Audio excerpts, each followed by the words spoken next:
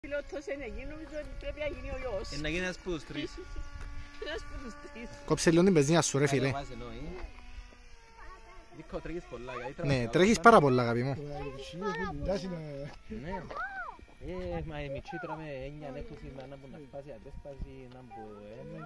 Επειδή έχει ώρα που πετούμε θέλω να πάεις να στην να κάνει μια προσγειώση και ξαβαλώνει την μπαταρία να φορτιστεί. Για να πετάξουμε ύστερα. Ναι. Ύστερα να πετάξουμε καλό το αεροπλάνο. Εγώ έκανα και όχι μια στο πετάσω.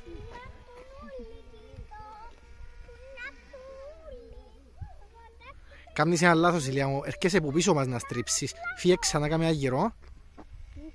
Φύγε, δεν μπορεί να κάτσεις διάβλο. Να λείψει ο διάβλος, Ηλία, θα κάνει γυρό. Πάλα ρε. Πάλι εδώ και πεζίνια να φύγεις. Θέλω να πάεις που πιο ανοιχτά αυτή να στρίψεις, που πιο ποτσι. Ναι. Βαστώ το ύψος μου. Πιένε ίσια, μην έρθεις πότα, πιένε πιο ποτσι, μπράβο. Πιο ποτσι, μην στρίψεις ακόμα. Πιένε ίσια. Πιένε φλέτσα ρε Ηλία, πιένε που ήμουν ελιές. Α, μπράβο, πιένε τα λεφτά ανοιχτά. Στρίψε τώρα. Τώρα να στρίψεις, μπράβο. Και μόλις στρίψεις κόψε πεζίνα. Μπράβο ρε, κόψε. Μπράβο, τώρα να κάτσεις στέγια μπροστά μας ας πούμε.